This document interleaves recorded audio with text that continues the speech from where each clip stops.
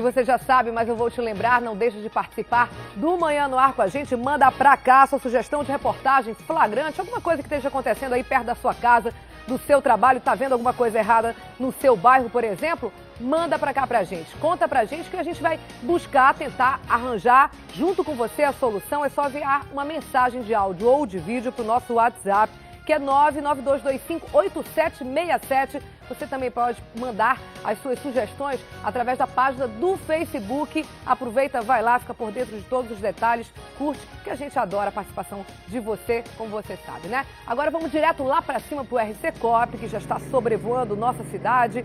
Hoje é Dia Mundial Sem Carro. É uma ideia aí que surgiu na França em 1997. Desde então é repetida pelo mundo, sempre no dia 22 de setembro. E aí eu vou perguntar agora para o Adeilson. Adeilson, você que há 6 meses, todos os dias, sobrevoa aí Manaus, sente algum reflexo aí desse Dia Mundial Sem Carro ou tá tudo igual como sempre? Adeilson, bom dia. Oi, Dani, bom dia para você, bom dia também para quem acompanha o Manhã no Ar nesta terça-feira. A gente, aparentemente, Dani, nós vamos inclusive mostrar aqui a Noel Núteos ao lado do Terminal 3, que por aqui, normalmente, todas as vezes que a gente mostra, o fluxo de veículos, o número de carros é muito grande. A gente, nessa primeira impressão, a gente observa que o trânsito, pelo menos aqui, nesse dia não está tão intenso. Até então, né?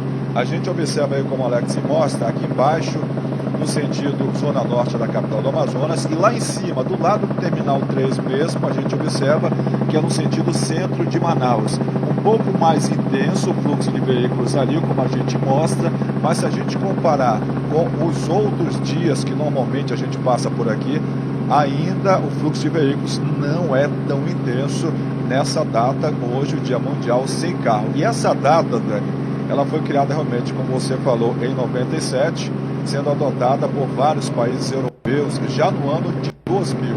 A gente ressalta, para trazer detalhes, que as ciclistas paulistanos continuaram fazendo efeito ocorrendo em 2007 e em 2008. É claro que várias outras cidades brasileiras passaram também a comemorar a data, no mínimo, por exemplo, como a bicicletada no dia 22. E aqui na capital do Amazonas, o Departamento Estadual de Trânsito, o DETRAN, ele informa que são 750 mil carros. Com esse número, né, diariamente, é possível encontrar intensos congestionamentos e danos ao meio ambiente. E para reduzir esse grande problema aí, sem dúvida nenhuma, a gente ressalta que o Pedala Manaus, junto à Prefeitura, realizam aqui na cidade a campanha do Dia Mundial Sem Carro. E a campanha, é bom que a gente ressalte, que ela faz parte da Semana de Mobilidade Urbana, tem o lema "Deixe seu carro em casa e ajude a melhorar o meio ambiente". A gente observa que hoje, pelo menos, aparentemente, as pessoas, algumas, deixaram seus carros em casa, porque o fluxo de veículos aqui neste ponto, agora nós já estamos aqui na Max Teixeira, por enquanto, tranquilinho. Parece que algumas pessoas deixaram sim seus carros em casa neste Dia Mundial Sem Carro. Dani. Verdade, olha, é muito carro, né? Adeilson, 700 mil carros, uma cidade que tem 2 milhões de habitantes, fazendo aí uma conta muito rápida, se fosse 2 milhões e 100 mil, por exemplo, a gente está falando aí de um carro para cada 3 pessoas. Realmente é muito carro na nossa cidade, que teve um crescimento desordenado, que não foi planejada para isso. E aí a gente teve, nos últimos anos aí, facilidades de compras de carro, né? Um boom automobilístico no país, e aí a nossa cidade ficou do jeito que a gente sabe que a gente tá e que a gente sofre todos os dias. A gente continua daqui a pouquinho contigo, Adeilson, eu te chamo de novo. A gente vai continuar falando sobre esse assunto, como a gente falou agorinha, né, com a Adeilson. Hoje é o Dia Mundial Sem Carro, que serve para conscientizar os motoristas sobre o uso excessivo do automóvel e fazer com que eles busquem, quem sabe, outros meios de transporte para cumprir seus afazeres do dia a dia. Mas será que aqui em Manaus é possível fazer isso? O que você acha, hein? Não só hoje, mas todos os dias da semana, quem sabe? Nós lançamos, então, um desafio para o nosso repórter, para o Márcio Azevedo, que vai vir trabalhar hoje, sabe o quê? De bicicleta. Isso aí. A gente vai agora lá para a Cidade Nova. Olha aí, o Márcio já está prontinho aí na Cidade Nova. Como é que é, Márcio? Pronto para o desafio?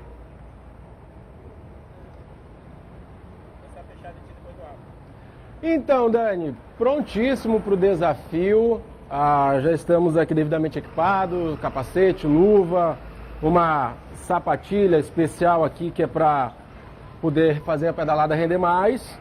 Água, que é preciso porque o sol hoje está forte, e protetor solar.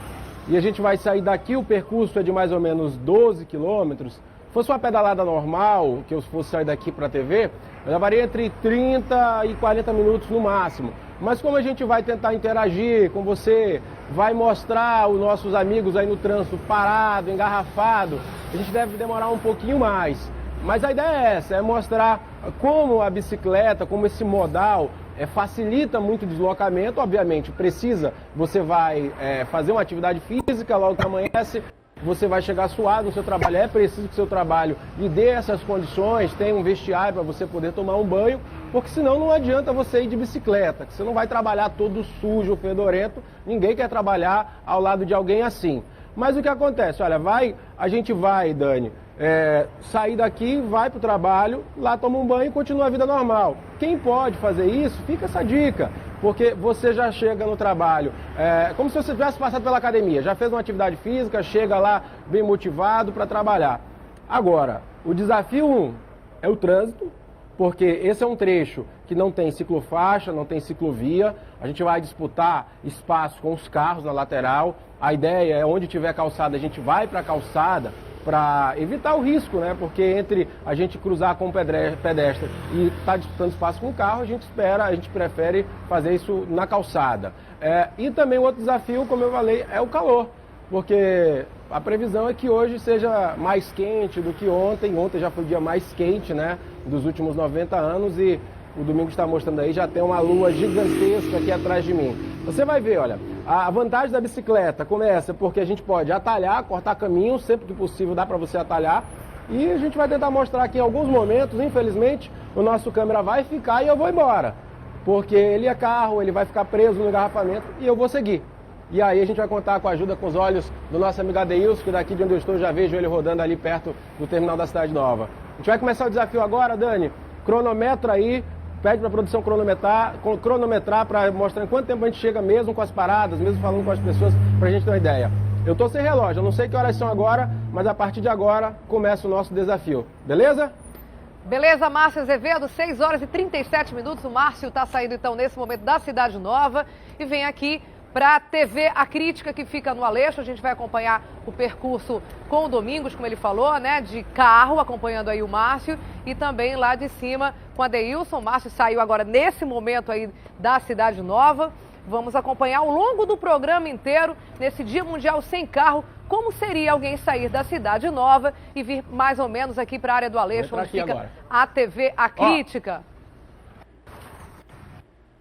Olha só, ele já enfrenta aí alguma dificuldade. Tchau, agora eu peguei atalho. Para atravessar, já pegou atalho, e o nosso cinegrafista já ficou para trás, ele vai pegar um outro caminho. Agora a gente vai lá para cima, vamos voltar lá com a Adeilson.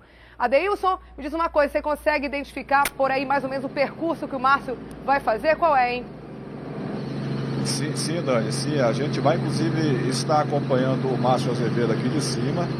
Nós mostramos agora há pouco, agora a gente afastou um pouquinho, a gente está mostrando aqui a Avenida das Torres, que vai ser um dos pontos onde o Márcio Azevedo vai passar. A gente observa que por aqui, no sentido ali Aleixo, o fluxo de veículos é muito intenso, nos dois sentidos, mas no sentido Aleixo bem mais intenso. O Márcio vai pegar esse trânsito aqui sem dúvida nenhuma, bastante intenso daqui a pouquinho. Nós saímos ali de perto do Terminal 3, devido exatamente aí o levantamento de voo, né, de alguns aviões agora, o comando pediu para a gente sair, mas a gente está mostrando que por aqui na Avenida das Torres o trânsito é intenso e o Márcio vai passar por aqui.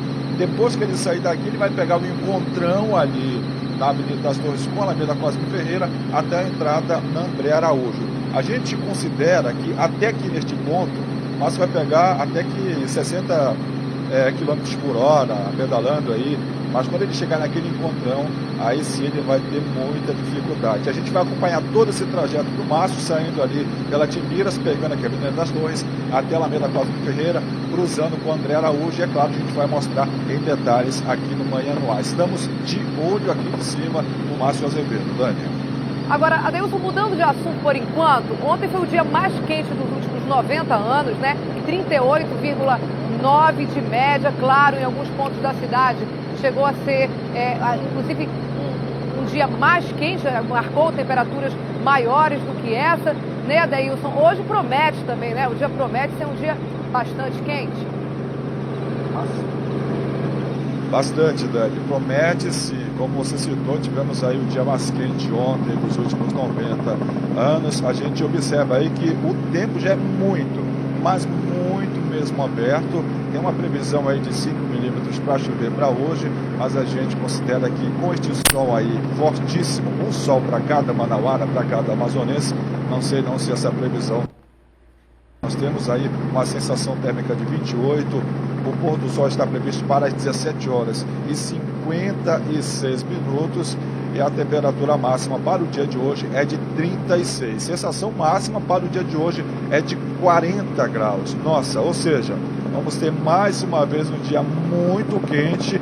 Desde as primeiras horas da manhã de hoje, inclusive, a gente já observa nessa temperatura bastante quente. Quando nós nos deslocávamos, por exemplo, eu, Alex Gomes e toda a nossa equipe do RCCOP para o Aeroclube, a gente já sentia um amanhecer, um nascer do sol bem mais intenso, né? Um pouco mais cedo, bem diferente dos últimos dias. 5h30, por exemplo, o sol já estava querendo dar o ar da sua graça ali para o lado da zona leste da capital do Amazonas. Ou seja, vamos ter um dia muito mais quente também e quem vai sair de casa se prepare, papai e mamãe, leve mais uma vez o protetor solar da sua criança, do seu filho, porque nós aqui, eu, comandante Breno, Alex Gomes, nós também usamos aqui o protetor solar sem dúvida nenhuma, Dani. E aí de cima, né, tem essa brisazinha do vento que o helicóptero proporciona, a gente nem sente o quanto está se bronzeando, né, com esse sol aí bem pertinho de vocês. Obrigada, Deilson, daqui a pouco eu te chamo de outro ponto da cidade. Daqui a pouquinho, até já.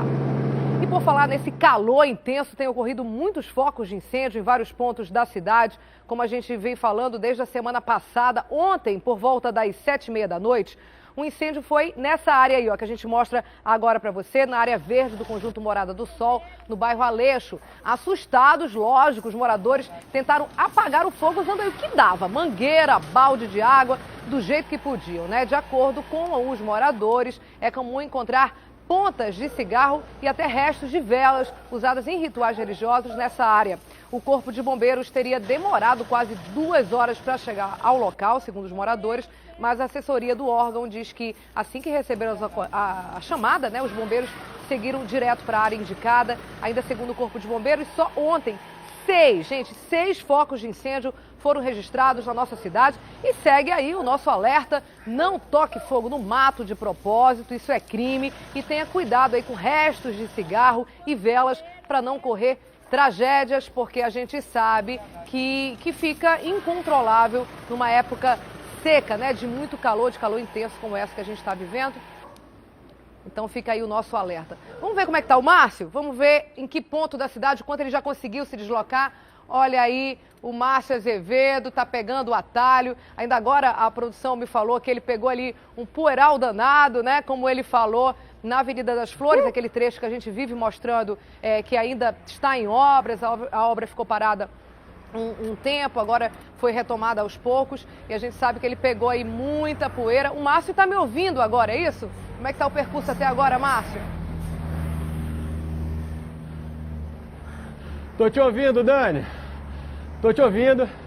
Estamos na subida aqui da Baixada Fluminense, na Cidade Nova. Mudar aqui a relação para fazer menos força. Acabei de completar 2 quilômetros. E é uma subida boa. É uma das poucas subidas que nós temos aqui. Agora, vamos lá. E a gente vê que o Márcio, assim, os carros passam muito perto, como ele falou. Não é uma Em cima área... não dá pra ver Não é uma área que tenha uma ciclofaixa, uma ciclovia. E a gente sabe o quanto aí os carros passam bem pertinho. E a gente... Vou sair. A gente continua mostrando aí o percurso do Márcio, que nesse Dia Mundial sem carro tá vindo de bicicleta trabalhar, aqui, né? Passagem, sinalizando.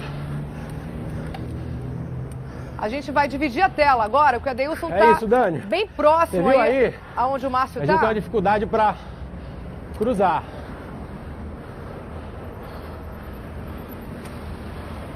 Não é fácil não, o Márcio aí no meio dos carros, das motos. Vamos lá pra cima, produção. Olha agora só. Aqui, como Opa, qualquer veículo, olha a gente só. tem que respeitar a sinalização. Olha que perigo, hein? Teve que parar ali muito próximo à carreta. O Márcio Azevedo está vindo trabalhar de bicicleta. Vamos voltar lá com a Adeilson? A Adeilson apareceu rapidinho aqui, as imagens aéreas. Vamos voltar. A Adeilson está próxima aí onde o Márcio está, é isso? Nós estávamos, inclusive, Dani, sobre o Márcio, nós estávamos no visual com ele, mas infelizmente o controle aqui do aeroporto pediu para a gente nos afastar e a gente, neste momento, a gente não tem ele no visual. Mas nós estamos acompanhando o Márcio, já a gente mostra ele de cima, tá bom, Dani? Ótimo, Adeilson, daqui a pouco então eu te chamo, daqui a pouco a gente volta também a mostrar em que ponto da cidade o Márcio está vindo trabalhar de bicicleta, viu? Saiu da Cidade Nova, 6h37 da manhã, está vindo aqui para a TV A Crítica. Agora a gente vai mudar de assunto, vamos falar agora de segurança. Na última sexta-feira, como a gente sabe, um comerciante do Veralves foi morto durante uma tentativa de assalto. O crime chocou toda a cidade. Ontem, a Associação de Comerciantes e Empresários do Veralves se reuniu com os secretários de segurança para cobrar reforço no policiamento daquela área. O repórter Márcio Paz Barreto acompanhou. O fim do expediente é o horário de maior preocupação entre os comerciantes e empresários do Conjunto Vieralves. A gente conversa agora com a presidente da Associação dos Empresários do Vieralves, Adriles Moreno. Adriles, porque agora vocês resolveram, mesmo com reuniões com a SICOM, vocês resolveram pedir um apoio do secretário de Segurança? Bom, a Associação de Empresários do Vieralves vem desde o meio do ano passado tendo reuniões mensais com a 22ª SICOM, pedindo um apoio e um efetivo maior para a nossa área, né? A área é muito grande, o Vieralves está bem no coração dessa área.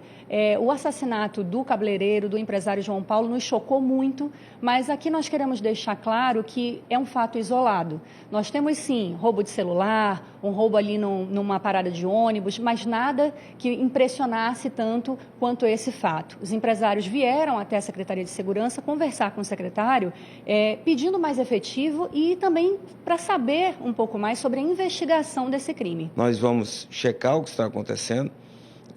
O Ronda no Bairro, desde o começo da minha administração, passou para o controle efetivo da PM. Vamos saber quantas viaturas tem, de que forma elas estão desenvolvendo o trabalho delas lá. E se for o caso, e eu acredito que imagino que nós vamos aumentar sim o número de viaturas lá. Chocou a todos nós, a gente realmente precisa de respostas. E mais um caso de assalto violento na madrugada de domingo para segunda. Um posto de combustíveis no Aleixo foi assaltado e as câmeras de segurança flagraram a agressão sofrida pelos frentistas e que contaram, inclusive, que os adolescentes desse assalto eram os mais violentos. O assalto aconteceu por volta de 1h15 da manhã. As câmeras do posto de combustível registraram toda a ação dos bandidos. Eles chegaram pedindo água. Aí eu disse, espera aí que eu ia dar para eles. Quando eu me levantei, eles anunciaram que era um assalto. Um dos assaltantes chega a dar um chute em uma frentista. Outro funcionário leva um tapa de um dos bandidos. Em poucos minutos, os 3 suspeitos deixam o posto no Aleixo com quase R$500 e ainda levam os celulares das vítimas. Ameaçou a gente de morte, a gente desse dinheiro para eles, eles falando que a gente não tinha dinheiro. Entendeu? Eles foram brutalmente violentados a gente, bateram na gente. Principalmente o de menor de 15 anos, que ameaçou matar a gente. Não desse dinheiro para eles. Os bandidos foram detidos pela polícia minutos depois. Apenas um é maior de 18 anos, Gustavo Cardoso, que foi autuado em flagrante por roubo e corrupção de menores. Presos 2 suspeitos de terem matado 4 pessoas da mesma família. A chacina ocorreu no último sábado no Jorge Teixeira, zona leste de Manaus. A gente falou sobre esse assunto ontem aqui, inclusive. Segundo a polícia, a motivação foi vingança pela morte de um traficante. Outros 3 suspeitos continuam sendo procurados. Jairo Costa Marinho foi preso no mesmo dia do crime. O vigilante Andreus Moreira Vidinha se entregou logo em seguida. Os dois forneceram a escopeta e os revólveres usados para matar 4 pessoas da mesma família no sábado. Andreus ainda chegou a dizer que as armas dele foram roubadas, mas depois acabou confessando.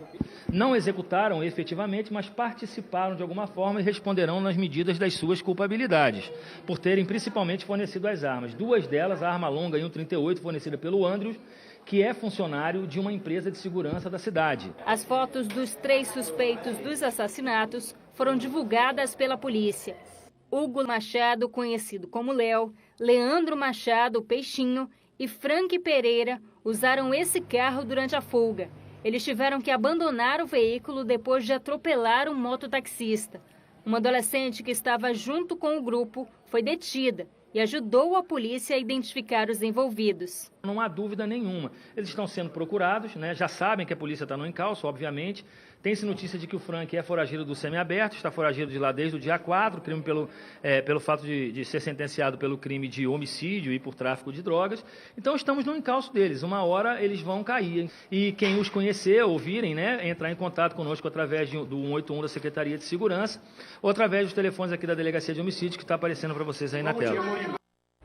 Vamos ajudar na medida do possível, fazer uma cidade mais segura. É um crime esse, 4 pessoas da mesma família mortas. A gente imagina a tragédia que é, tendo ou não envolvimento com o tráfico, como é uma das suspeitas. É uma tragédia realmente, a gente espera que os culpados sejam presos e punidos. A gente vai mudar de assunto completamente, a gente vai de assuntos de polícia agora para economia e abastecimento. Quando a gente fala em terra do leite aqui no Amazonas, a gente pensa logo em Altazes, né? Só que a cidade já viveu aí dias melhores. Os produtores amargam prejuízos na produção, o que é preocupante. Do gado leiteiro lá da cidade, vem a principal fonte de renda do município. Até a Morel e o Mauro Moraes foram até lá e mostram agora pra gente o que está acontecendo por lá, por Altazes. Na Vila Novo Céu, em Altazes, a 112 quilômetros de Manaus, a vazante do rio já reduziu a produção de leite em mais de 50%. Conseguimos fabricar 4 mil de leite, hoje nós estamos com 1.200 de leite. Aí é um fracasso para a cooperativa. E a explicação dos pecuaristas é simples. Nós temos a água bem próximo da gente, mas ao mesmo tempo a gente não consegue transferir essa água para fazer a irrigação da pastagem, porque a irrigação é muito cara. A gente tem o problema da luz, porque nós precisamos de transformadores mais potentes. E para conseguir colocar esses transformadores é muito caro, a gente não tem condições de colocar com recursos próprios. A pastagem precisa de sol e de água. Aí hoje a gente está tendo o sol, não temos a água e o que a gente vê é isso, o capim morto e o gado passando fome.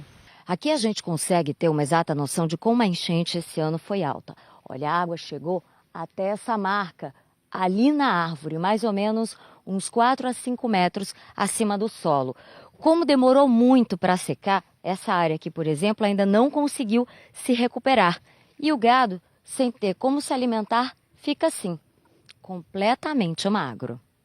Para evitar a perda de mais cabeças de gado, os cooperados compartilham alguns terrenos. Este aqui é de um pecuarista que cria búfalos e trouxe os bois de outros fazendeiros.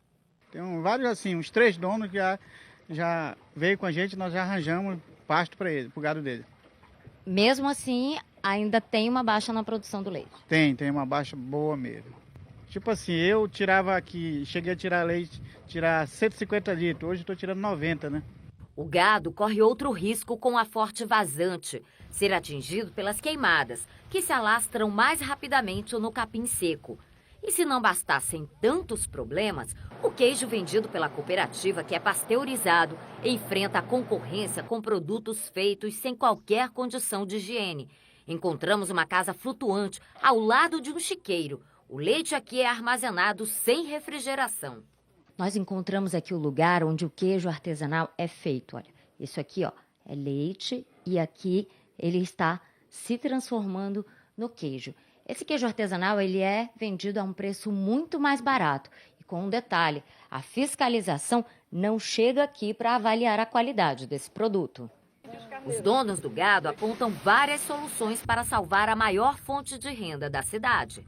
Para eles, a fiscalização pode ajudar a combater os produtores de queijo clandestino. Um projeto de irrigação também poderia recuperar o pasto mais rapidamente.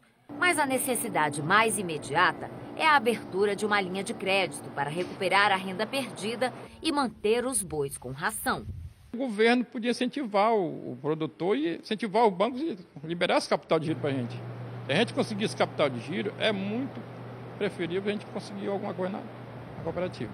Enquanto a ajuda não vem, ribeirinhos como Rubens preferem alimentar a família do que pagar as dívidas com o banco.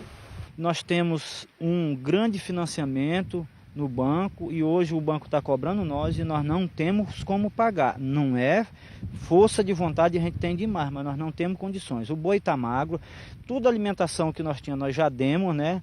E jamais a gente vai deixar de comer, de sustentar um filho para tirar o dinheiro para ir pagar o banco. Situação muito difícil mesmo, a gente espera que seja achada uma solução, porque não só os produtores rurais precisam desse incentivo para quitar dívidas, para investir na produção, como nós também da cidade precisamos de um queijo com qualidade, mais seguro, né? A matéria da Thea Morel mostra e do Mauro mostra bem essa realidade lá em Altazes. A gente espera que as autoridades, a partir de agora, né, vendo essa realidade, possam fazer alguma coisa. Vamos lá para cima de novo? Vamos lá para o RC Cop. Onde é que a gente está agora nesse momento, Adeilson? Nós estamos agora na Avenida das Torres e no visual com o Márcio Azevedo. Ali o Márcio, agora passa uma moto ao seu lado, outra moto, um pouco mais atrás passa outra moto, está ali o Márcio Azevedo, inclusive com toda a nossa equipe lá debaixo do Manhã no Ar, acompanhando que o trânsito é bastante intenso aqui na Avenida das Torres, em direção ali a André Araújo, em direção à Alameda Cosme Ferreira, mas seguindo. Por enquanto, neste momento, o Márcio pega um volume de trânsito bastante intenso, mas ainda não tendo nenhum entrave, nenhum problema para seguir o seu trajeto até ali a André Araújo. Dani. O Márcio, a gente mostrou para quem acompanha a partir de agora o Manhã no Ar, desde cedinho, logo lá às 6h37 da manhã, o Márcio Azevedo saiu de casa, na Cidade Nova, vindo trabalhar aqui no Aleixo, na TV A Crítica. Hoje, no Dia Mundial Sem Carro, ele pegou a bicicleta, deixou o carro em casa. Agora, ele está fazendo o percurso, está na Avenida das Torres, como a Adeilson mostra agora ao vivo do RC Cop, e ele está pedalando há cerca de 19 minutos, quase 20 minutos que ele saiu da casa dele em direção aqui ao Aleixo. A gente continua acompanhando, vê que o trânsito também é tranquilo, né? A gente está na Avenida das Torres, a gente vê que flui bem. E o RC Cop, então, agora você vai continuar por aí acompanhando o Márcio, vai para outro ponto da cidade? O que você vai fazer, Adeilson? Nós estamos saindo daqui, vamos lá agora para a Alameda Cosme Ferreira para observar o trânsito por lá. Daqui a pouco a gente traz novidades lá do Complexo Viário Gilberto Mestre, tá bom? Beleza, até daqui a pouquinho, porque agora eu vou direto para a Rádio A Crítica conversar com o Wilson Lima. Ele está ao vivo na 93.1 e agora fala com a gente também ao vivo aqui no Manhã no Ar. Olá, Dani. Bom dia, tudo bom, Wilson? Bom dia, tudo bem? bem? Hoje a gente falou certinho, você falou aí pra rádio, a gente falou pra TV, deu certinho. Tudo bem? Tudo bem. Quer dizer, mais ou menos, né? Eu estou muito preocupado com o jornal, abri hoje o jornal e tem uma série de coisas aqui que a gente tem que começar atento, a pensar, né? Ficar atento depois de fazer os gastos, porque ontem o dólar bateu 3, quer dizer... Ele fechou em 3,97, mas ele chegou a 3,99, 3,9985. Então você imagina o impacto que isso tem na nossa economia, uma vez que os insumos que são adquiridos pelas empresas do Polo Industrial de Manaus são em dólar, né? E muitos outros negócios aqui são cotados em dólar. Então esses empresários acompanham todos os dias a movimentação e isso tem um reflexo muito grande na nossa economia e na vida desses empresários e, consequentemente, dos funcionários, daqueles que têm empregos diretos, dos empregos indiretos. Enfim, é uma cadeia, né, de acontecimentos. Pois é, e na nossa vida diretamente também, porque Sim. A gente sabe que muitos produtos da cesta básica, eles têm a interferência do preço nessa subida do dólar. A gente tende a achar assim, não estou pensando em viajar para fora do país mesmo, isso não interfere na minha vida. Engano de quem pensa assim, né? Interfere diretamente no bolso de todos os brasileiros. Exatamente.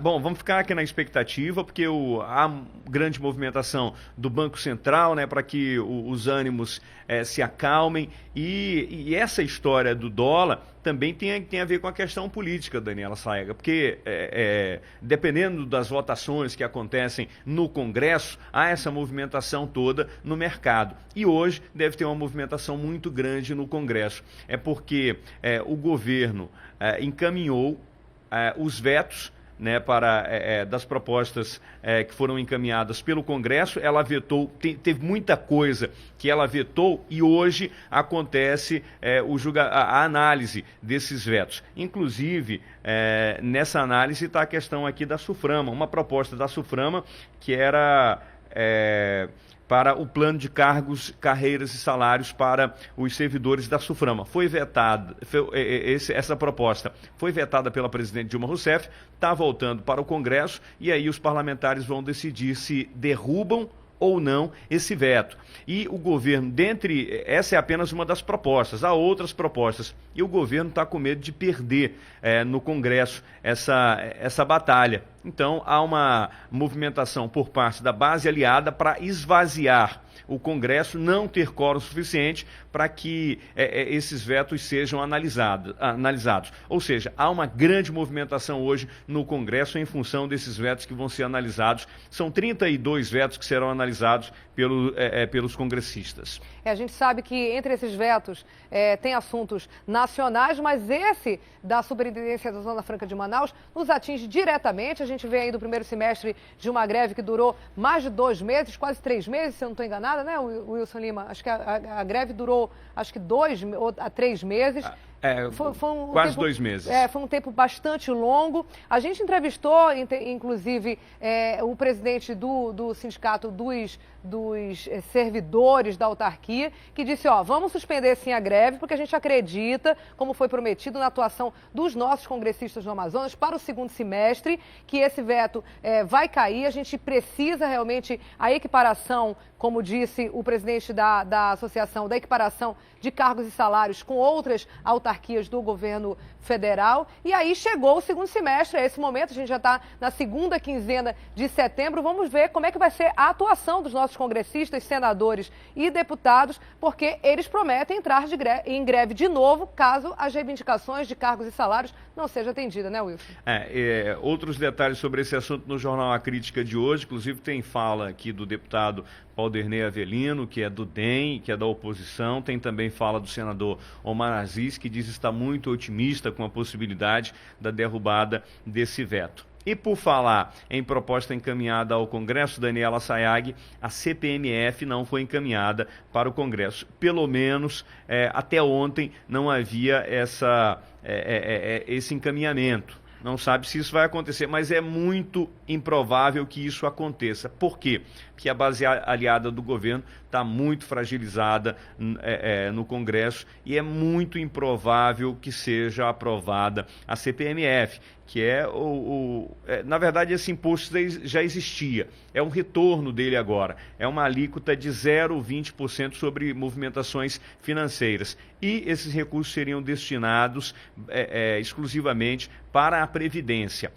Havia também uma proposta de dividir esses recursos com os estados, mas aí o governo disse, não, para a gente poder dividir com vocês, a alíquota não vai ser só de 0,20%, ela tem que ser de 0,38%. Proposta que não foi para frente. Por enquanto o governo trabalha com 0,20%. Não foi encaminhado para o Congresso e há também divergências dentro do próprio governo sobre a criação da CPMF. CPMF que valeria por 4 anos.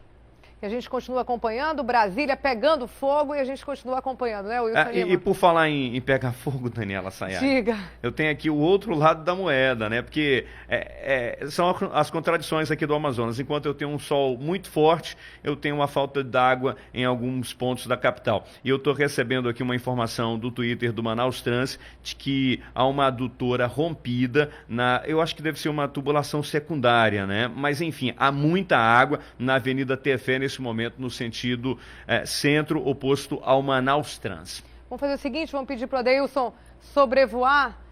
Olha, a produção está me dizendo agora, Wilson, que o helicóptero, o RC-COP acabou de passar lá, que já foi, de certa maneira, controlado. A gente espera que seja também, né? Porque desperdiçar água nunca dá. E o trânsito parece que não há grandes reflexos, porque já foi controlado. Que assim seja. Vamos ver se a gente consegue ter imagens daqui a pouquinho.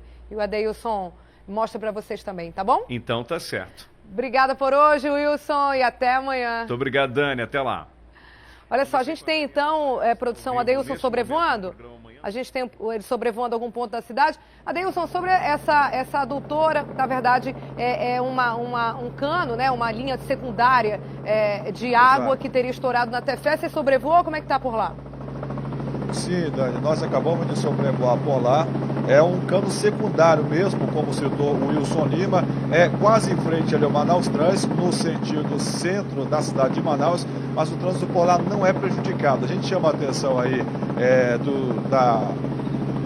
Agora a gente interage neste momento, inclusive, com a Rádio Acrítica FM, então a gente chama a atenção aí para Manaus Ambiental, para fazer esse reparo nessa tubulação secundária, que a gente ressalta, realmente chorra água ali, não é tão intenso o volume de água e não atrapalha, inclusive, o trânsito. É quase em frente a Manaus Trans, mas a gente chama porque realmente a atenção aí da Manaus Ambiental, porque é água que está sendo jorrada, que está sendo estragada ali naquele momento, mas não atrapalha o trânsito de forma alguma essa tubulação secundária que estourou quase em frente ao Manaus Trans, ali na Tefé, no sentido centro de Manaus. Por lá, inclusive, o trânsito é tranquilinho, nos dois sentidos. Muito diferente aqui a Bola do Coroado, como a gente mostra neste momento.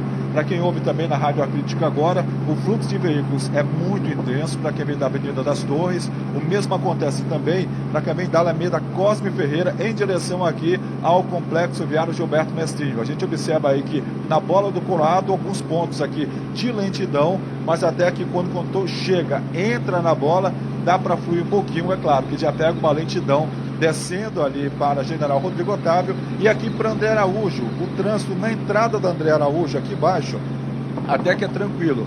Mas aí quando ele entra um pouco mais, pegando a extensão aqui próximo, já inclusive passando do IMPA, pegando a TV Acrítica, aí o fluxo de veículos em direção ao centro, pela André Araújo, bem mais complicado. Se a gente comparar com o volume de trânsito de veículos nos dois pontos, nas duas vias, na General Rodrigo Otávio e no André Araújo, a gente considera que a General Rodrigo Otávio em direção ao VAN está bem melhor se a gente comparar com o trânsito já bem parado ali da André Araújo pelo Aleixo. Dani e Wilson Lima.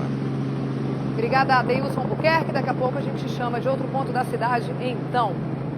E amanhã começa a Feira Norte do Estudante 2015. Quem tiver interesse em participar deve se inscrever até hoje, viu? Durante 3 dias, assuntos como carreira, estágio, emprego serão discutidos lá na feira. Eu converso agora com a Inês Dal, que é coordenadora do evento.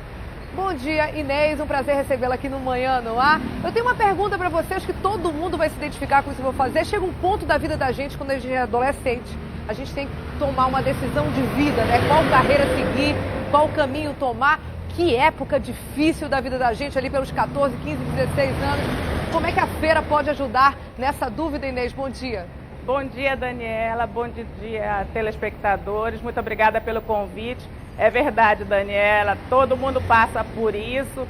E o mais intrigante é que a gente não passa por isso só na adolescência. Às vezes os adultos ainda estão nesta dúvida. É só ir à Feira Norte do Estudante e buscar lá a oportunidade de mudar de vida ou de encontrar essa resposta. São mais de 20 expositores, mais de 90 palestras e centenas de atividades que vão ajudar você a escolher a carreira, a descobrir realmente que caminho seguir ou onde mudar.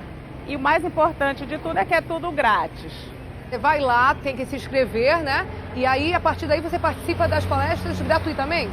Então, basta se inscrever no site feiranortedoestudante.com.br. As inscrições vão continuar durante a feira também e pode se inscrever lá na hora. A gente facilita tudo para você e além das palestras, além das dicas nos estantes, vão ter muitas atividades interativas. A gente tem painéis divertidos, a Post-it vai estar lá conosco dando mais de 20 mil brindes para todo mundo que quiser participar. Tem o Cruzadão da Coquetel. Enfim, são diversas atividades que vão ajudar você a ter conhecimento, a discutir sobre profissões e a escolher qual o melhor caminho para a sua profissão. E é um momento para ter, a feira inclusive propicia isso, né? Você fazer uma escolha, isso ou aquilo, está no mesmo ambiente ali, várias opções. Só lembrando, qual é o site mesmo que as pessoas podem se inscrever, Inês? O site é feiranortedoestudante.com.br. Daniela, você sabe que hoje aqui em Manaus a gente tem mais de 200 cursos de ensino superior. Além disso, a gente tem cursos técnicos, a gente tem instituições que fazem essa ligação entre as fábricas dos distritos, as escolas e o comércio. Todas essas instituições vão estar lá na feira, todas juntas. É a primeira edição da feira que a gente junta todas as grandes escolas, as grandes instituições do ensino superior. Está todo mundo lá. Então é a oportunidade para você ir realmente conversar com essas instituições, trocar ideias sobre a sua carreira, sobre o que você quer fazer. Porque nada melhor, né, Daniela, do que você trabalhar no que você gosta. Essa é a grande alegria, a grande sacada de você poder fazer o que gosta, porque você passa o maior tempo da sua vida no trabalho e realmente é uma experiência muito bacana você fazer o que gosta. Quando a gente faz o que gosta, a gente faz melhor, né? Obrigada, Inês. Boa sorte na feira, então, nessa quarta, quinta e sexta. Um grande beijo para você. Obrigada, muito obrigada por estar aqui. Tchau, tchau. Vamos falar de educação, continuar falando de educação. O governador José Mello lançou ontem um pacto para a melhoria da qualidade na educação do Estado. O acordo foi firmado entre o governo e os prefeitos dos 62 municípios do nosso estado do Amazonas. Entre as metas do projeto está o crescimento das notas dos alunos em exames nacionais. Vamos ver como é que foi essa assinatura. O Pacto da Educação foi anunciado para uma plateia lotada de professores e secretários de educação do interior do estado. Para fortalecer o sistema público de ensino, 3 metas foram estipuladas pelo governo. Ampliar 0,6 pontos o índice de educação básica em cada município até 2019. Reduzir a taxa de distorção entre a idade e a série que o estudante deveria cursar. E ampliar o índice de aprovação. O Estado tem uma bagagem muito grande, moderna, para ajudar a educação. Nós queremos dar isso aos municípios, proporcionar isso aos municípios para que consigamos, lá na base, corrigir essa distorção e quando esse alunado chegar para a rede estadual, ele já venha num determinado nível capaz de dar prosseguimento e aí a gente vai corrigindo escada a escada em cada um dos níveis até chegar no ensino superior. Para ajudar as prefeituras a cumprirem as metas, o Estado se comprometeu em repassar materiais de reforço, incentivar a capacitação profissional e vai entregar 28 mil tablets para professores de ensino fundamental no interior. O professor de matemática vai poder botar o chip e vai dizer, olha, eu vou dar uma aula sobre qualquer um dos conteúdos do sexto ou nono ano, para qualquer uma das séries, ele tem o conteúdo independente de ter a internet, que isso é muito importante, que é um cuidado que nós estamos tendo. Ou seja, é uma ferramenta que vai estar recebendo atualização o tempo todo através de memory cards e outras ferramentas que nós estamos bolando em parceria com os próprios municípios. O governador também falou da reforma administrativa. Segundo ele, o projeto está pronto e vai ser apresentado na Assembleia Legislativa nesta terça-feira. Mas ela é mais um ajuste fino. E eu vou citar só um exemplo desse ajuste fino interno. Nós alugávamos veículos para o Estado. Tinha veículo alugado por 7 mil, outro por 5 mil, outro por 3 mil, etc. Agora nós estamos fazendo uma ata de resistir preço, onde nós só vamos ter 2 tipos de veículo. Um alugado por 1.200 e outro por 3.200.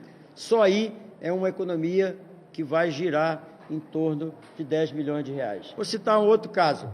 Uma única secretaria, que eu não cito aqui o nome por uma questão de respeito ao secretário, que não tem culpa.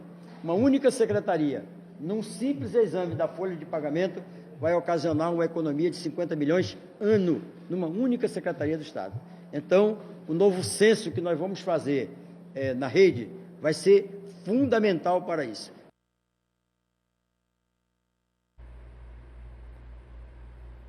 Ontem, ele, o Marcelo, esteve na manchete política da cidade. O ex-deputado Marcelo Ramos, agora afiliado ao PR, o Partido da República, conversa agora comigo aqui no estúdio. Primeiro, bom dia, prazer receber você aqui, Marcelo. E hoje eu vou fazer de cara uma pergunta. Você é candidato a prefeito?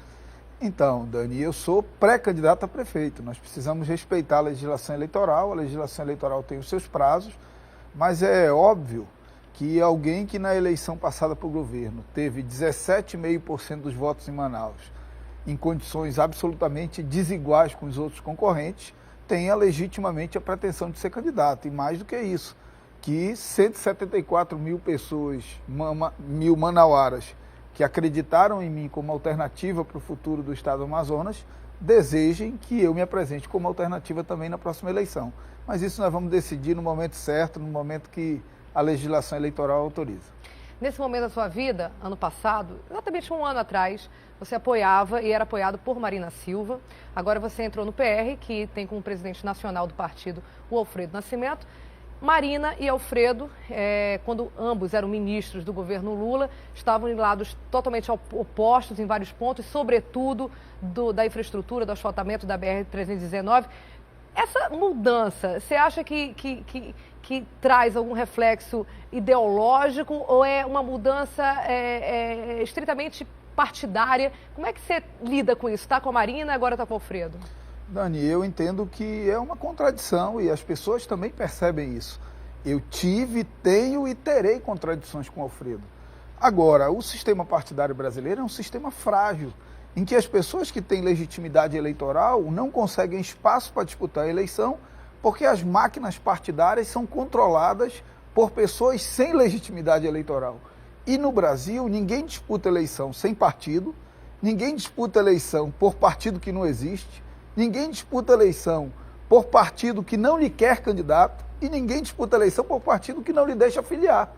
Então, o meu movimento, a minha decisão de me filiar ao PR, foi a decisão entre ser ou não ser candidato. Eu podia não ser candidato, ou eu podia, num gesto de heroísmo, ir para um partido que não tivesse nenhuma viabilidade eleitoral. Agora, eu não nasci para ficar marcando posição. Eu acredito no que eu sou, no que eu digo e no que eu posso contribuir com a cidade de Manaus. Eu quero ter a chance de governar Manaus, de governar o Amazonas. E isso depende de viabilidade eleitoral. Eu fui o Marcelo Ramos no PCdoB, fui o Marcelo Ramos no PSB e serei o mesmo Marcelo Ramos no PR. Não mudarei em nada a minha atitude, minha forma de ver o mundo, as crenças que eu tenho.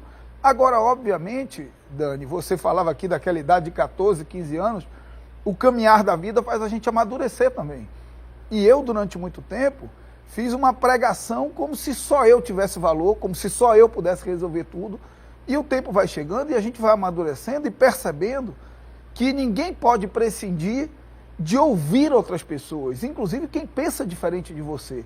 Ninguém vai governar bem uma cidade sozinho, achando que pode tudo. Então o Marcelo Ramos, aquele líder estudantil, reviu seus conceitos de certa forma? Eu acho que é o mesmo Marcelo, com os mesmos princípios, mas com uma qualidade que eu confesso que não tinha. Uma capacidade maior de ouvir as pessoas, de aprender com a diferença, de respeitar quem pensa diferente de mim. Eu acho que essa é a grande mudança, né? Talvez seja uma mudança até da maturidade. Eu já tenho 42 anos, né? Já vou ter 3 filhos. Então, eu acho que isso ajuda. Vamos lá, vamos...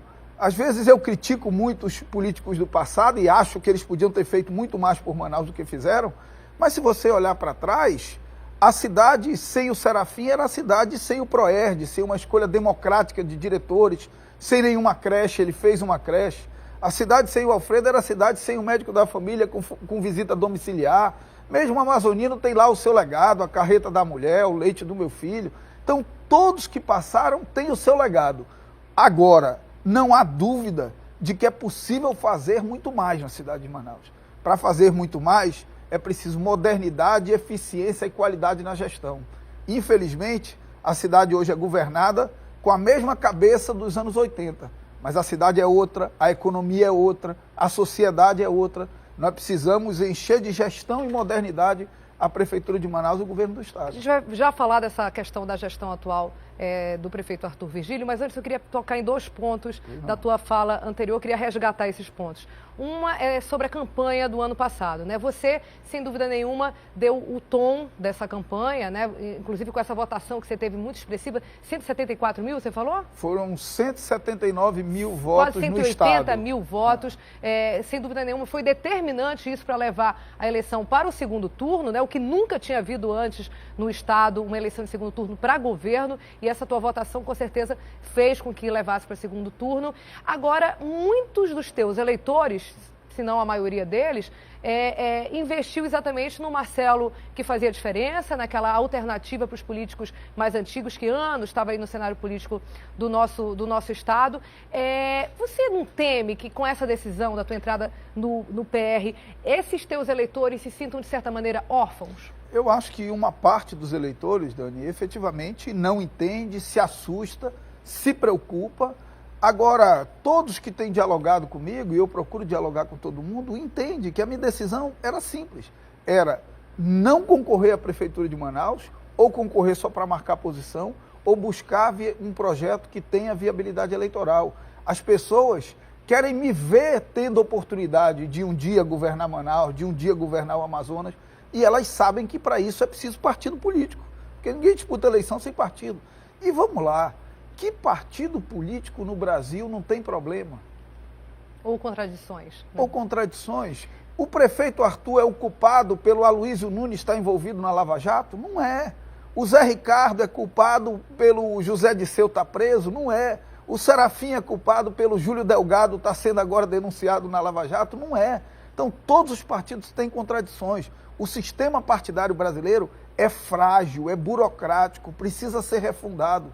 Mas, infelizmente, a realidade de hoje é essa. A política não é o que a gente queria que ela fosse. Nós estamos até todos os dias lutando para que ela seja algo melhor. Ela é o que ela é do ponto de vista eleitoral. E nós precisamos, só pode disputar a eleição dentro das regras eleitorais.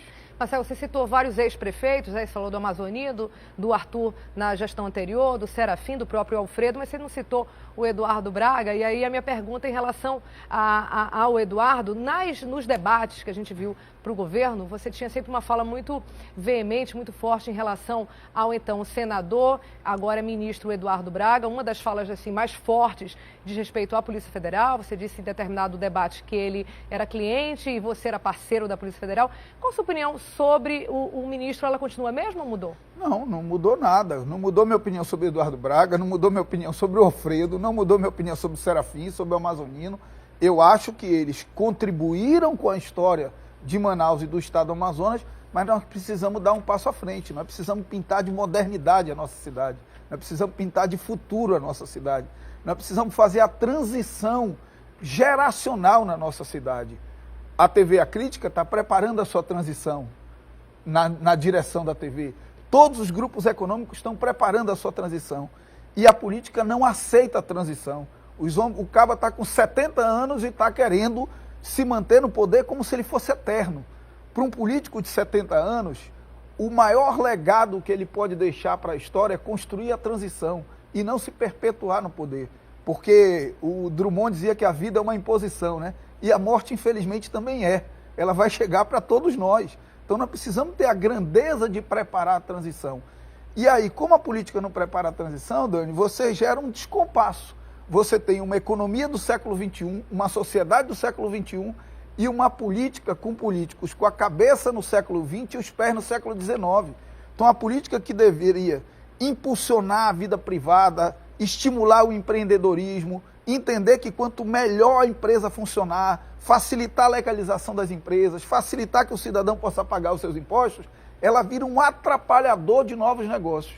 E quanto menos novos negócios, quanto menos a vida privada der certo, mais pressões o poder público vai sofrer do ponto de vista de demandas sociais. E aí o que acontece? O que está acontecendo no Brasil hoje? Porque o país, o Estado, os municípios, não tem uma máquina de fazer dinheiro. É igual ao orçamento de casa, tem limite. Mas acha que pode fazer tudo, vai fazendo tudo sem se preocupar se tem dinheiro na conta ou não tem, e uma hora a bomba estoura. Quando a bomba estoura, quem paga a conta é o povo. A bomba estourou no governo federal. No governo do Amazonas, eu denunciei como deputado várias vezes que ia ter um déficit ano passado de mais de R$1 bilhão e teve. E na Prefeitura de Manaus, também hoje estão gastando muito mais do que tem. Essa conta vai ser cobrada lá na frente. É preciso ter muito cuidado, é preciso qualidade na gestão, gastar bem, ter um governo de metas, saber para onde vai. Porque eu até aceito... Onde está se gastando muito, Marcelo? Na tua opinião, onde é que está se gastando muito na prefeitura? Toda vez que se gasta mal, se gasta muito. Então, não é especificamente numa área, é que se gasta mal. Criam programas e não dão consequências. Vou lhe dar um exemplo. Gastam um recurso para fazer a faixa azul. Aí depois que a faixa azul está pronta, os ônibus não têm porta do lado esquerdo. A minha pergunta próxima, inclusive, era sobre faixa azul. Você foi superintendente de transportes urbanos da gestão do Serafim Correia. Eu queria saber exatamente isso. É muito polêmico a faixa azul, né? Quem usa o transporte coletivo, parte da população gosta, parte acha que não tem tanto efeito assim. Quem usa carro particular, ninguém gosta, né? Ou pouquíssimas pessoas gostam. Qual é a tua opinião, Marcelo Ramos, sobre a faixa azul? Olha lá, eu tenho mais responsabilidade com a cidade que eu espero um dia ter a honra de governar do que com as minhas diferenças político-eleitorais que eu possa ter com o prefeito. Não existe solução para uma cidade do tamanho de Manaus que não passe pela construção de corredores exclusivos de ônibus. Corredores exclusivos de ônibus são essenciais para aumentar a velocidade média da frota, para criar condições mais dignas de transporte coletivo, para que mais pessoas deixem o carro em casa e troquem pelo ônibus, porque não tem jeito. Uma cidade que licencia 4.000 carros por mês, nunca as ruas vão alargar na mesma proporção. Então é preciso melhorar a qualidade do transporte coletivo. O corredor exclusivo de ônibus é a saída mais barata e mais rápida. Mas tem que fazer o corredor exclusivo de ônibus para uma cidade com ônibus que tem porta do lado esquerdo. Agora, os ônibus não têm porta do lado esquerdo. Um dia desse estava uma foto rodando na rede, um monte de ônibus do lado direito, ninguém no lado esquerdo. Aí eu falei, reparem por detalhe dessa foto. Os ônibus não têm porta do lado esquerdo, as pessoas não têm como embarcar e desembarcar na faixa azul naqueles ônibus. Isso é o quê? Isso é falta de planejamento. Isso é uma prefeitura que faz as coisas para fazer uma propaganda, mas não se preocupa efetivamente na qualidade da ação desenvolvida. E aí, eu até concordo que uma prefeitura não tenha obras no final do ano, não conseguiu fazer nenhuma grande obra. A situação financeira é muito difícil, mas existem obras imateriais. Em que posição o Amazonas estava na avaliação da educação? Em que posição está? Nós não avançamos nada. Qual era a mortalidade infantil? Qual passou a ser? Nós não avançamos nada. Um dia desse eu acompanhei a minha esposa no pré-natal dela e a médica me dizia que hoje em Manaus falta leito para bebê prematuro. Mas eu acho que essa já é uma atribuição do Estado, né? É uma contribuição compartilhada. Por quê? Porque a prefeitura tem uma maternidade, que é a Moura Tapajós, e mais do que isso. Porque o pré-natal, ele não necessariamente tem que ser feito numa maternidade. Sim, o pré-natal não, mas, por exemplo, a UTI neonatal já é Mas eu não estou falando da UTI, eu estou falando da criança nascer prematura. Não necessariamente precisa de E o maior índice de crianças prematuras no Amazonas é por conta de infecções. Infecções decorrentes por não existir o pré-natal e por deficiência alimentar. Então, o médico da família, por exemplo, o médico da família com o médico dentro da UBS é a negação do programa. A essência do programa é a visita domiciliar. E aí hoje você tem um médico da família que fica dentro da UBS. Então, nós precisamos resgatar boas coisas que já aconteceram em Manaus e olhar para o futuro, porque tem muita coisa boa. Tem muitas boas experiências acontecendo no Brasil afora. Eu tenho viajado, procurado conhecer, porque eu repito, nós precisamos pintar de futuro e modernidade essa cidade. Agora, Marcelo, voltando ainda ao caso de corredores, que eu acho que é um assunto realmente que é da tua área de atuação, né? Sim. Você durante muito tempo foi Nem foi tanto tempo, parece muito tempo, mas foram 9 meses só. São 9 meses, eu pensei que tivesse sido quase 2 anos, olha só, realmente porque foi um período muito conturbado. Conturbado, realmente você estava sempre aí falando sobre esse assunto. Vamos voltar a esse assunto da faixa azul. Qual seria a solução? Porque já houve outras tentativas, o próprio Alfredo Nascimento, presidente do PR, teve aquele polêmico e acabou tornando-se fracassado Expresso, né? Você era um dos grandes críticos, inclusive, do Expresso. Já se tentou com o Expresso, agora existe a polêmica da faixa azul. O que você faria para melhorar esse trânsito? Pelo contrário, Dani, vamos lá, eu nunca critiquei o Expresso. Não? Eu acho que o principal problema do Expresso foi ele ter sido abandonado. Você acha que ele chegou a funcionar melhor do que a faixa azul? Eu acho que tem 2 erros no Expresso. Primeiro, ele era, obviamente, quem acompanhou isso no passado lembra, ele era um projeto mais estruturado do que a faixa azul. Com o Expresso se construíram os terminais, se construíram as paradas na parte central, se segregou a via não só com uma faixa, mas tinha uma segregação física da via. Aí o Expresso teve 2 problemas e eu acho que da mesma forma que eu posso criticar e elogiar um programa do Alfredo, eu tenho liberdade para criticar. Primeiro problema, eles implantaram antes de estar tudo pronto.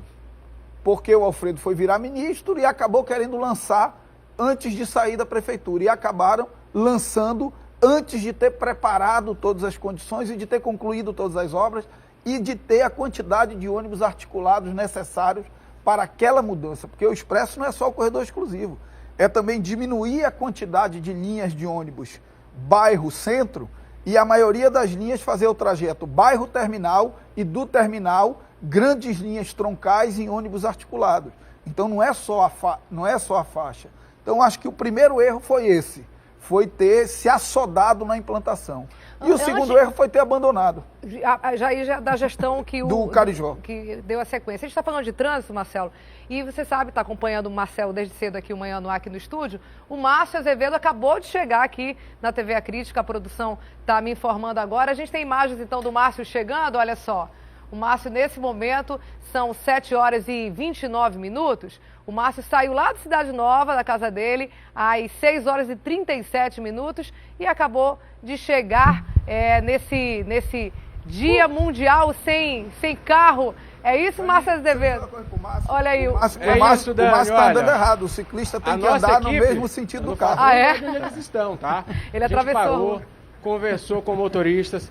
Principalmente conversamos com ciclistas, foi muito legal a gente conversar com ciclistas. Felizmente a nossa Mochilink não deu muito certo, deu uns probleminhas em alguns momentos, mas foi muito legal. A gente vai mostrar na Crítica na TV daqui a pouco, à noite, no Alô Amazonas também, porque a gente conversou com um rapaz que começou a pedalar há 2 dias, ele tinha a opção de ir de ônibus, mas estava chegando muito atrasado, então passou aí de bicicleta. Um senhor de 51 anos que passa a noite numa obra, ele é vigilante e de manhã ele vai para casa na Zona Leste. A gente conversou com ele aqui na Avenida das Torres. E o mais legal foi conversar com um rapaz, Dani, que já tem uma bicicleta há mais de 21 anos. A gente passou dos 50 minutos o pedal, como você está vendo aí, mas é como eu disse, a gente parou, conversou. Habitualmente a gente faz esse percurso entre 35 e 40 minutos, mas para a gente conversar com as pessoas. Isso foi muito legal. Agora, muito mais carros e motos do que bicicleta. Conversei com 3 pessoas, depois quando eu fiquei parado ali na saída da Avenida das Torres para chegar aqui na Alameda Cosme Ferreira, eu tive que esperar uns 8 minutos até a equipe chegar onde eu estava, para você ter ideia. Eu abandonei a equipe na entrada daquela alça que vai para Efigênio Salles e subi até a saída da alça que vai para a Alameda Cosme Ferreira. Você vê que é um percurso que não tem 1 quilômetro. Esperei 8 minutos para o carro com o cinegrafista chegar até onde eu estava. E aí eu cruzei com mais 2 ciclistas. Então a gente vai ver que a bicicleta ainda é uma alternativa para para poucas pessoas, na verdade, porque as pessoas têm medo. A gente levou algumas finas educativas, inclusive, olha só, Daniel, vai passar aqui, olha, tá passando aqui, ó, o rapaz ciclista aqui no meio, ó, foi embora, olha só como ele vai embora. Então, a bicicleta... E aí não pode, né, Márcio? Aí não pode, porque esse caso que você acabou de mostrar, a pessoa está sem equipamento de segurança no meio do ônibus. Eu queria te falar, inclusive, o seguinte, muita gente, alguns, não chega a ser muitos, mas algumas pessoas se manifestaram aqui em Facebook e tudo, achando perigoso, né, seu percurso. É perigoso de fato, porque a gente sabe pelo Código Nacional de Trânsito, é direito da pessoa também utilizar a bicicleta, né? Você não fez nada contra a regra do Código Nacional de Trânsito. As bicicletas, elas são aceitas na rua. Lógico que tem que tomar alguns cuidados. Você está com todos os equipamentos de segurança. Você acha que um ciclista normalmente corre um risco? Qual o nível desse risco? Qual a sua opinião? Olha, para você ter uma ideia, de todos os ciclistas que nós conversamos, nenhum usava capacete, luva, que são os equipamentos, vamos dizer assim, obrigatórios. Porque são ciclistas do dia a dia. As pessoas, infelizmente, ainda não têm essa cultura. Eles usam a bicicleta, mas são muito poucos trabalhadores como esse que você viu, que usam o capacete, que respeitam as regras de trânsito, porque assim, ele andou naquela faixa central, na divisória de pistas. É muito arriscado. A gente tem que tentar andar na lateral.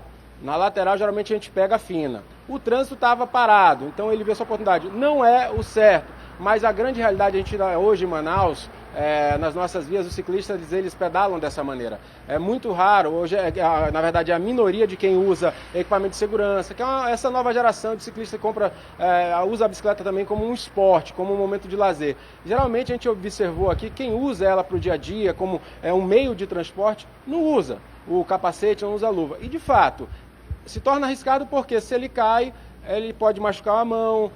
Não que a luva protege, mas se ele tiver sem a luva vai machucar mais. Se ele tiver sem capacete, vai machucar mais. Mas essa é a realidade que a gente encontra aqui em Manaus. E como disse o internauta, é um percurso perigoso porque não tem ciclofaixa, não tem ciclovia. E como eu disse, os motoristas ainda tiram muito a fina educativa.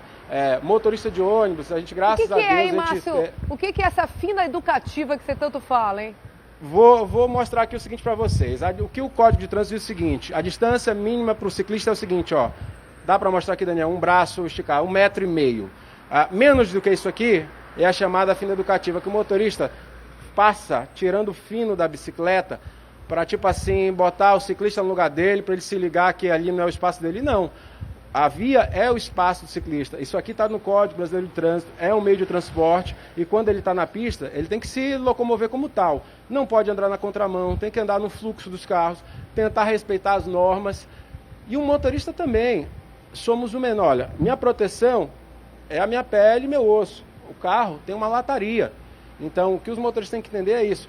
E a gente convida o motorista a sair um dia de casa de bicicleta para ele sentir. E aí, como está fazendo agora, né, o Manaus, o SMTU, com parceria com o Pedala Manaus, esse treinamento com os motoristas, depois daqueles acidentes graves que tiraram a vida de alguns ciclistas.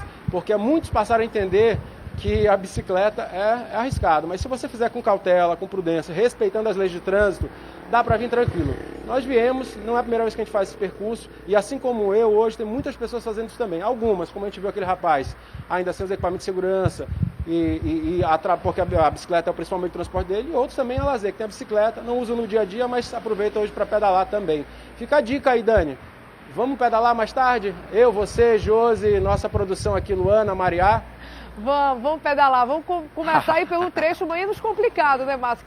Esse que você encontrou aí pela frente não foi fácil, inclusive a reportagem completa, a gente vai mostrar também aqui amanhã, no Manhã no Ar, a gente mostrou o percurso, parte do percurso aí ao vivo, e amanhã tudo isso que o Márcio falou, as pessoas que ele conversou, que ele encontrou, aí ele vai fazer também a reportagem aqui pro Manhã no Ar. Obrigada, Márcio, boa sorte e, bom, então o resto do trabalho você hoje começou de uma maneira diferente, né? Parabéns. E é isso, obrigado. Tomar um banho, trocar de roupa e continuar o dia a dia. Obrigada, Márcio Azevedo, que hoje, no Dia Mundial Sem Carro, veio trabalhar sem carro de bicicleta da Cidade Nova até aqui. A gente interrompeu aqui a entrevista que eu estava fazendo com o Marcelo Ramos para chamar o Márcio. E agora, Marcelo, eu quero basicamente me despedir, te agradecer muitíssimo pela entrevista aqui. Eu acho que foi bem esclarecedora, né? Afinal, você estava, como eu disse anteriormente, na manchete aí política desse fim de semana, depois da sua filiação ao PR. Bem, Dani, primeiro eu quero agradecer. Segundo, mandar uma mensagem a todos os manauaras que confiam em mim, que têm carinho, que questionam essa decisão. Todos os homens públicos são passíveis de questionamento da sua decisão. Isso não me incomoda. As incompreensões, algumas são naturais, umas movidas por aspectos ideológicos, outros movidos por pureza d'alma. Claro que as maldades sempre ocorrem, mas isso faz parte também da luta política. O que eu quero pedir a você que está assistindo é que siga acompanhando a minha trajetória, a minha caminhada, me dê a oportunidade de mostrar para você que nada mudou, que nós continuamos oferecendo um caminho de mudança, um caminho novo, seguro para o futuro da nossa cidade, do nosso estado. E quem tiver dúvida, quiser conversar comigo, eu sempre uso esse instrumento, que mande uma mensagem lá no meu WhatsApp, que é 981340020.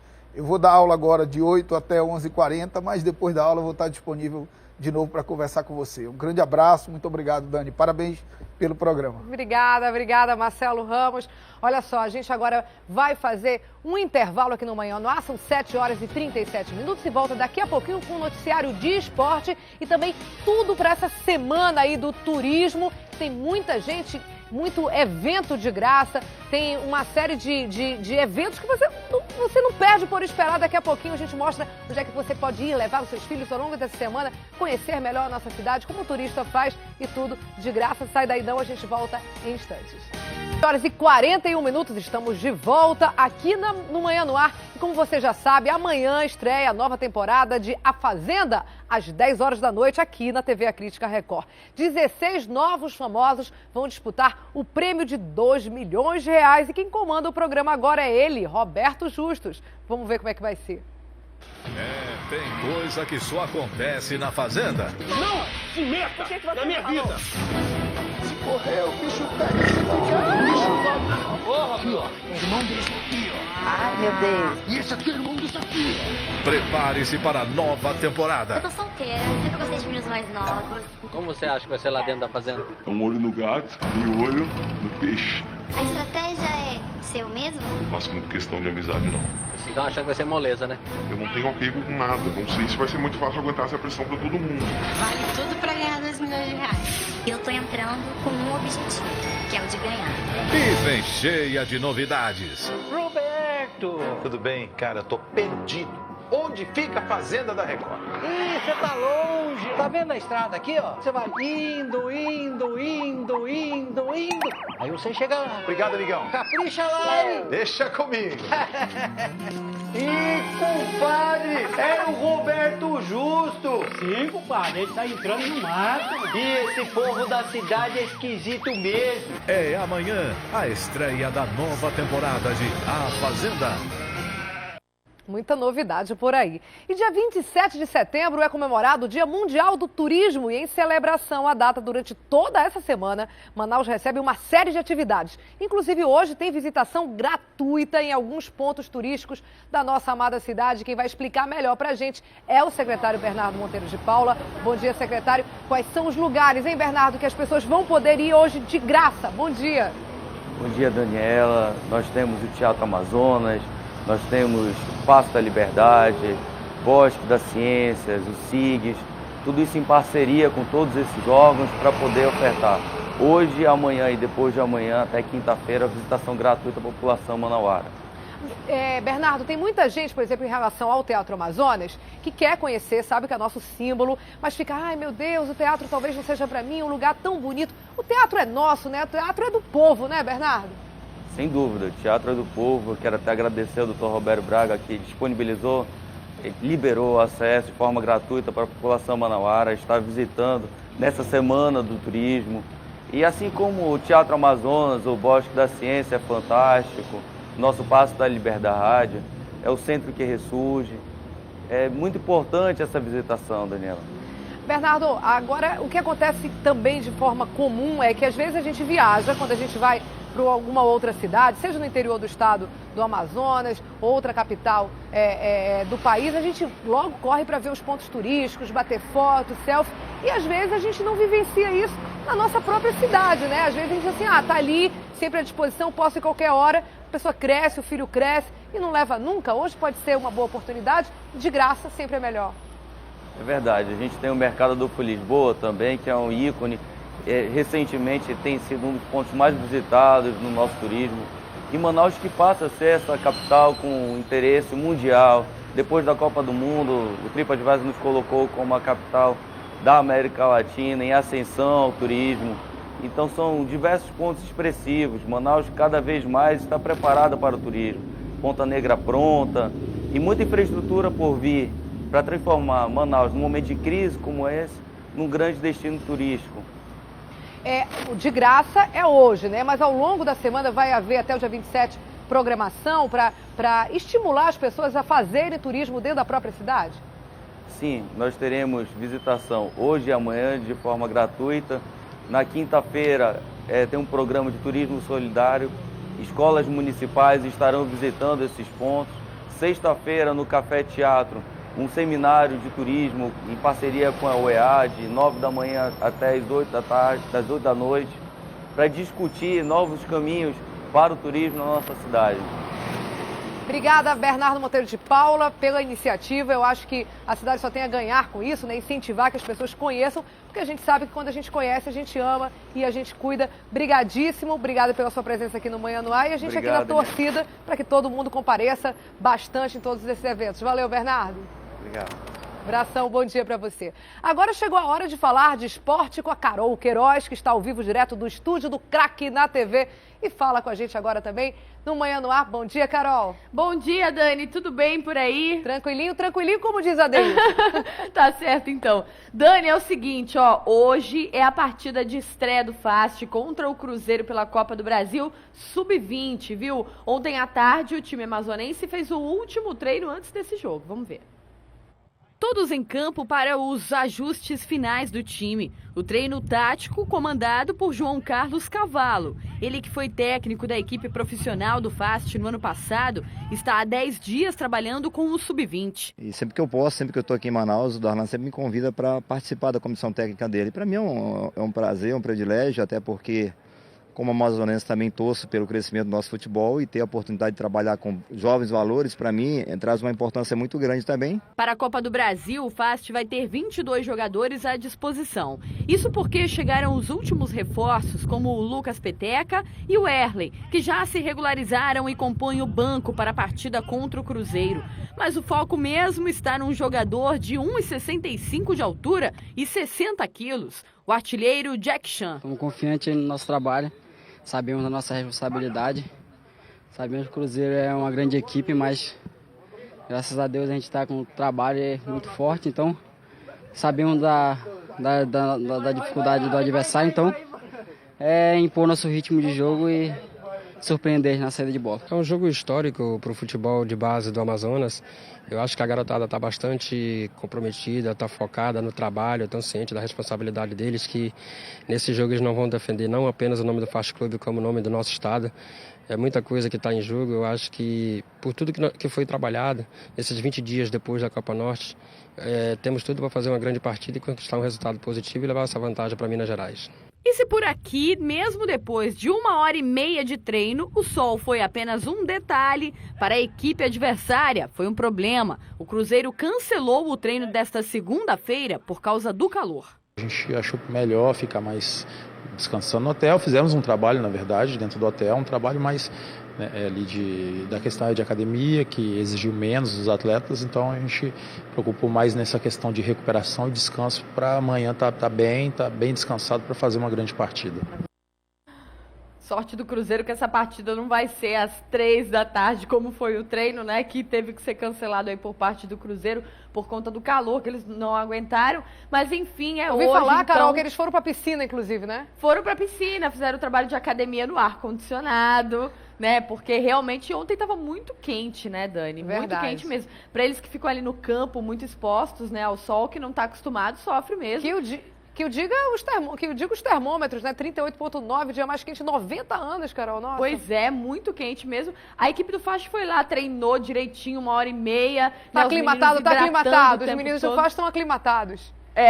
Eles estão tranquilos, né? E aí, hidratando, claro, o tempo todo, né? Porque é preciso beber muita água nesse calorão que a gente está passando. Mas, enfim, a equipe do Cruzeiro preferiu ficar mais resguardada, até porque eles vêm de competição também, assim como a equipe do FAST. Estão disputando o Campeonato Mineiro, né? Fizeram um jogo, inclusive, muito importante contra o Atlético. E, então, eles preferiram ficar mais tranquilos. O jogo é hoje, então vamos torcer pela equipe sub-20 do FAST, tá? Agora, Dani, a gente mostra uma para-atleta que virou motivo de orgulho para todos nós.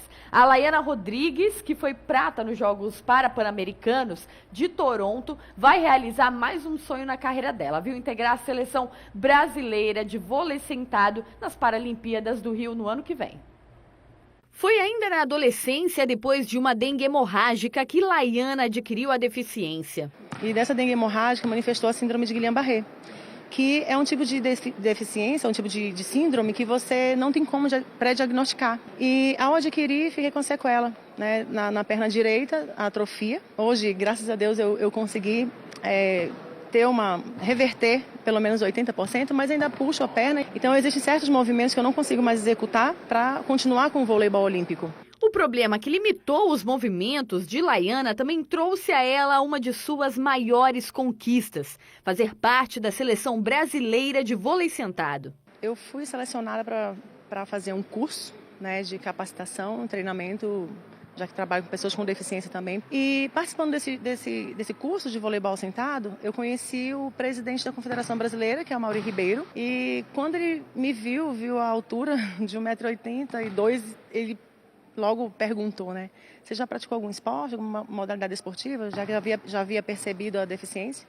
Eu disse, já pratiquei sim, eu pratiquei o voleibol, praticava voleibol olímpico.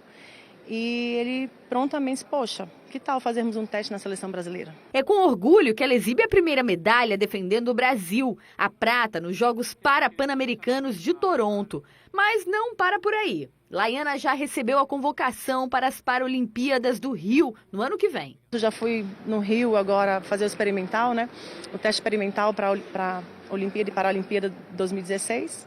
E consegui a vaga, né, nesta seleção de voleibol sentado feminino para a Olimpíada de 2016. Além de cumprir os compromissos com a seleção brasileira, agora a Laiana quer ir além. Isso porque ela busca implantar um projeto do vôlei sentado aqui na capital. Enquanto o projeto ainda está em andamento, a atleta, que também é professora de educação física, aproveita para trazer para dentro da escola a experiência de um esporte paralímpico. Eu acho essa aqui uma experiência meio bacana, porque a gente sente um pouco, né, que ele sente assim, a dificuldade do que ele sente, na verdade. Pouca gente conhece esse esporte, né? Diversos esportes paralímpicos, e ela trazendo esse esporte se tornou motivo de motivação para os alunos conhecerem, divulgarem também.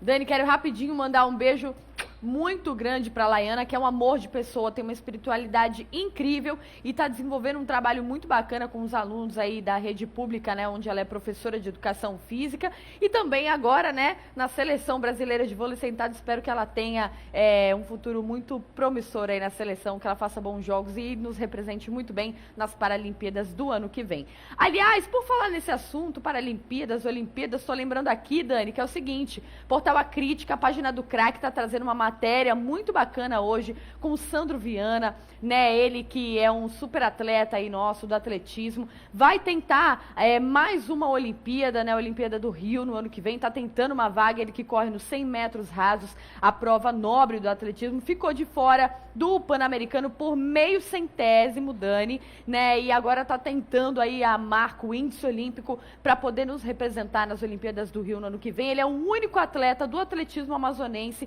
que participou de 2 Olimpíadas já, Pequim em 2008 e Londres em 2012, e é personagem deste domingo da série Conexão Rio 2016, então você não pode perder, tá lá a matéria muito bacana, vale a pena dar uma lida, viu? Obrigada, Carol. Por hoje é só, então, no esporte? Por hoje é só. Amanhã eu tô de volta com mais esporte aqui no Manhã no Ar. Um beijão pra você. Obrigada. Até amanhã, Carol. Até lá. Até. O Manhã no Ar termina por aqui. Você fica agora com a programação da TV A Crítica Record com Fala Brasil logo depois. Hoje em dia, na sequência, tem Magazine às 11, Alô Amazonas ao meio-dia. E eu me despeço por enquanto desejando uma ótima terça-feira pra você e até amanhã. Tchau, tchau.